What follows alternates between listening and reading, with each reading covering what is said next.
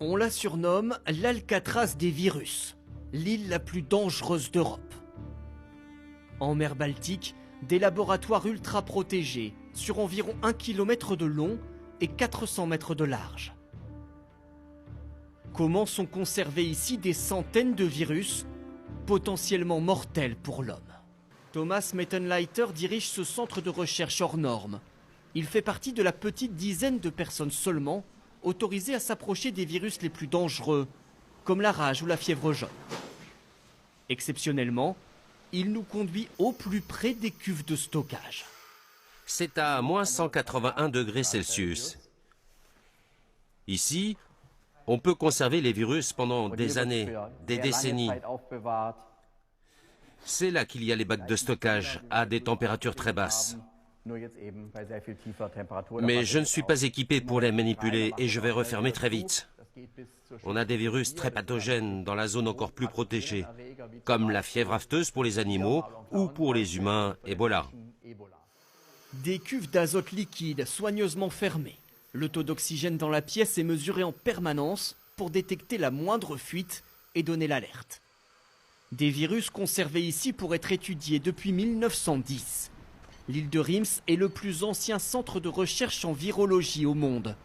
Utilisé par les nazis pour des recherches sur les armes biologiques, l'Institut se concentre depuis sur la mise au point de vaccins, avec 450 employés et pas moins de 10 000 animaux.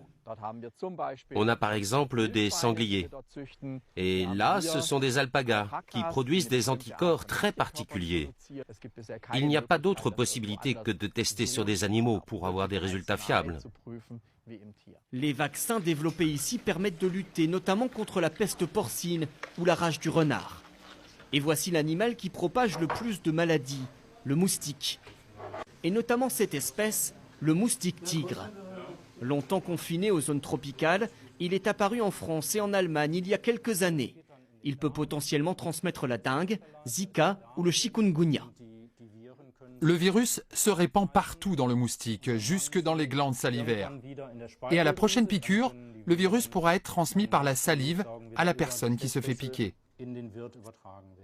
Cette équipe mène donc des tests génétiques, là aussi très sensibles, sur l'ADN des virus eux-mêmes.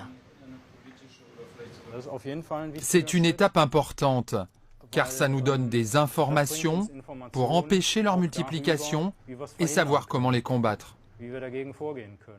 Des travaux stratégiques. Depuis 2008, l'Allemagne a investi ici environ 300 millions d'euros.